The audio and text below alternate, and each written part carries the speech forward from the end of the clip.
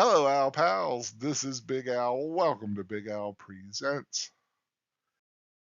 My thoughts on The Curse of Bridge Hollow, new out from Netflix this Halloween. Is it worth putting on your Halloween viewing list, or should you just pass it by? Well, I'll tell you my thoughts on that in a moment. But before I do so, caution, there may be some spoilers ahead. So if you don't want to know anything, stop here and come back later. I always like to do this as a courtesy, just in case. With that out of the way, The Curse of Bridge Hollow. Marlon Wayans plays science teacher Howard Gordon, who takes his family, his wife Emily, played by the lovely Kelly Rowland, and his daughter Sydney, played by Stranger Things actress Priya Ferguson, takes him from Brooklyn to the beautiful, idyllic New England town of Bridge Hollow, one of the safest cities in the nation. One of the big selling points. I wonder if that's going to last. But anyway, they go out of their way to celebrate Halloween big time every year. Howard is just not into it, though his daughter really wants to celebrate Halloween. This causes a little bit of a rift between the two. And in their disagreements, she finds a turnip jack o' lantern in the house, lights it, and unleashes the spirit of Springy Jack, a local legend that brings all of the Halloween ornaments and decorations to life, causing havoc in the town of Bridge Hollow. And these two have to come together and somehow find a way to put Springy Jack back in his turnip. That is pretty much the plot of the film. I will say I enjoyed this film a whole bunch. It is a delightful Halloween comedy. I think almost perfect for the family. There is some bad language in it here and there, not too much though. I will say, however, there is one negative thing I have to say about this film, but I'm going to leave it till a little bit later because I want to talk about what really worked in this film. And a lot of stuff did work in this film. First off, Marlon Wayans and Priya Ferguson were great together. Their chemistry is awesome. They have a that father daughter vibe together, and they are the heart of the film. And seeing them uh, put differences aside and get closer to each other is really charming.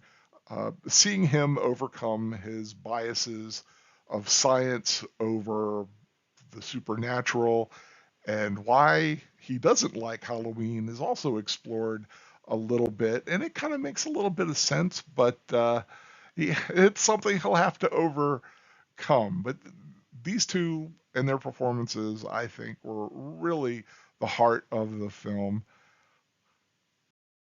It is also a great supporting cast. Priya Ferguson, sorry, well, her name is Sydney in the film, finds friends in the local high school paranormal society, and of course, they kind of become part of the gang that is trying to put Springy Jack back into his turnip before midnight. And they're a great group of young kids that I think you'll be seeing more in the future, probably.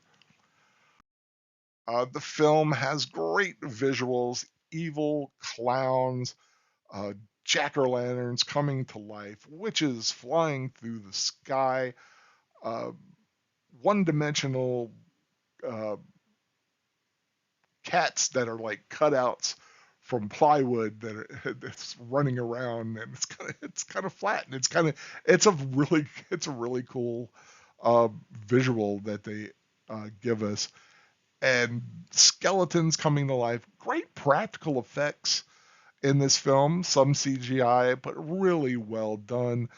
Uh, the music is delightful and whimsical, keeping in uh, line with the film very much.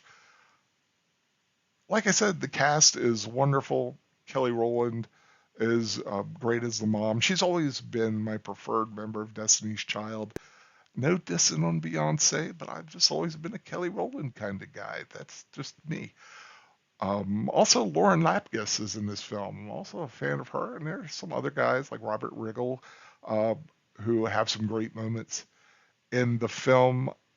Just a fun, family-friendly Halloween adventure. Just spooky enough that little kids can crawl up into mom and dad's lap and hide their eyes if they want to. I mean, there are spiders. Yes, they're fake spiders, but they do kind of come to life, even though they still look fake. And that was the whole point. And it's some fun effects where Marlon Wayans is running from the big giant spider, which is kind of fun, and they kind of bring in Charlotte's Web joke in there, which is really uh, neat. I will say though, there is a caveat for this film, and it's one thing that it just when it happened, it kind of bugged me a little. Now, I will say, like I said, overall, I love this film. I think it is a solid Halloween entertaining film for the whole family. But at the very beginning, for some reason, they write this line in, and it's a throwaway line that has no reason to exist. But it is enough that I could see someone out there just turning it off when he says it. As they're driving to the town, Marlon Wayans saying, "Oh, yes, it's beautiful. Just smell the air and smell that white privilege." There was no reason he had to say that line. And if Netflix has any sense, they would go in and clip that out. Netflix, if you're listening, I know you are, clip that out. It would, I think, make this film so much better. But if you could get past that, I don't think there's anything else in the film that's offensive at all. It is just a fun little Halloween film that I had a great time enjoying. But that speed bump at the very beginning, here's my advice. If you decide to watch this film when it starts, fast forward to their pulling up in their driveway. That, get to that and just watch it from there, and just knowing that they're coming from Brooklyn and need, the family's not 100% happy about it, but they're going to try to get by with it. And you won't need to hear that line. If there is something else in the film, I missed it, or I it just happened so fast that I don't know. That's the only thing I caught that, and it did kind of like, really, you didn't need that line at all. There's no reason for the line. No one, there's no social agendizing anywhere else in the film, but for some reason they had to do that stupid white privilege line. But that being said, it's still a solid 3.5 film. I liked it that much. 3.5 stars. That to me is high praise for the film. I'd have given it 4 if it wasn't for that line. I tell you, sometimes that one line will affect you so much that it'll cost you. It could have been a 4 stars. I really enjoyed this film. I'm sure some people may not feel the same way about it, but for some reason, it just was the right film to watch at the right moment, and I just really got into it, and it made me wish that I had like a wife and a couple of kids sitting there watching this film, because I think it would have been really nice to enjoy it. Like I said, a couple of bad words in it, and it can be scary for young kids. When you've got skeletons and zombies and big giant spiders running around and big giant pumpkin head people doing stuff. It's a great Halloween film, I thought.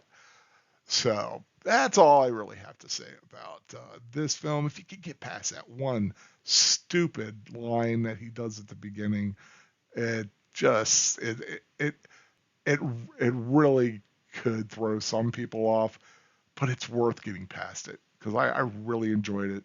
It's just a lot of fun.